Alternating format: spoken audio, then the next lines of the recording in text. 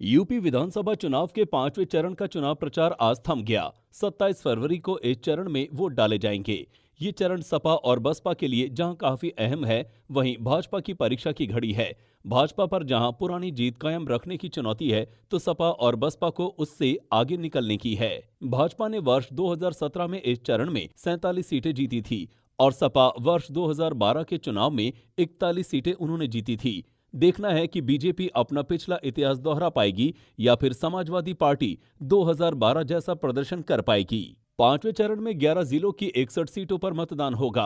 अमेठी, सुल्तानपुर, चित्रकूट, प्रतापगढ़, कौशाम्बी, प्रयागराज, बाराबंकी, अयोध्या, बहराइच, श्रावस्ती और गोंडा में मतदान होना है। वर्ष 2017 के चुनाव में भाजपा ने अयोध्या की सभी 5 और गोंडा की सभी 7 सीटें जीती थी। राम मंदिर अयोध्या में बन रहा है। भाजपा विधानसभा चुनाव में अयोध्या में राम मंदिर का मुद्दा उठाती रही है। अब देखना होगा कि भाजपा को सुप्रीम कोर्ट के आदेश पर हो रहे मंदिर निर्माण का कितना फायदा मिलता है। वर्ष 2017 की तरह वो अयोध्या और गोंडा की सभी सीटें जीत पाती है या नहीं। अमेठी व सुल्तानपुर किसी समय कांग्रेसी गढ़ हुआ करता था। कांग्रेस को अपनी उपस्थिति दर्ज करानी होगी। राहुल और प्रियंका इस बार खूब मेहनत कर रहे हैं। अमेठी से कभी कांग्रेस के दिग्गज रहे राजा संजय सिंह बीजेपी से मैदान में हैं। उनके सामने समाजवादी पार्टी से गायत्री प्रसाद प्रजापति की पत्नी महाराजी देवी मैदान में हैं। कांग्रेस की प्रियंका गांधी अपना गढ़ बचाने के लिए खूब मेहनत कर रही हैं। कांग्रेस ने वर्ष 2017 में प्रतापगढ़ की रामपुर खास सीट जीती थी। इस बार भी मौजूदा विधायक आराधना मिश्रा को मैदान में कांग्रेस ने उतारा है। अब देखना होगा कि अमेठी और सुल्तानपुर की 10 सीटों में उसे कितनी सीटों पर कामयाबी मिलती है।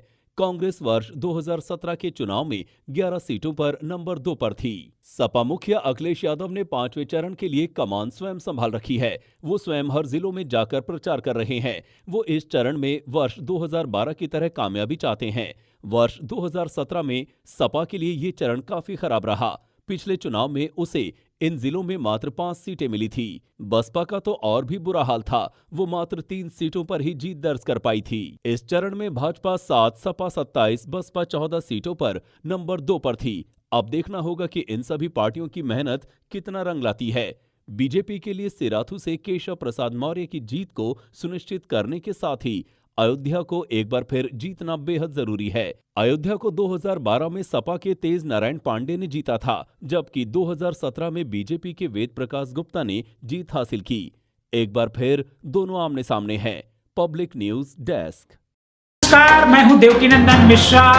आप देख रहे हैं पब्लिक न्यूज टीवी। अगर आपको हमारा ये वीडियो पसंद आया हो तो इसे लाइक करें और ज्यादा से ज्यादा लोगों तक शेयर करें। हाँ, एक बात और, हमारे इस चैनल को फॉलो करें, सब्सक्राइब करें, ताकि जैसे ही हम कोई नया वीडियो डालते हैं सबसे पहले आप तक वो पहुंचे।